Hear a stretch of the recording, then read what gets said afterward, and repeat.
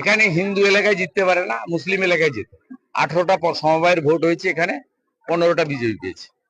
এখানে আমাদের হিন্দু এলাকায় ওরা জেতে না, মুসলিম এলাকায় জিতে। এখানে পরিষ্কার মানুষজন, আর হিন্দু এলাকায় এসে ওরা দাদাগিরিও করতে পারে না। এখানে হিন্দুরা ভীষণ ঐক্যবদ্ধ। ওগুলো তো লুট করছে পুলিশকে দিয়ে, ওগুলো তো যেদিন সরকার হবে 1 ঘন্টার মধ্যে সব বদলে যাবে। আমি তো নিজে ভোটার, ভোট দিতে আসিনি, কারণ আমার তো কোনো প্রয়োজন নেই, আমি জানি তো ফলাফল কি।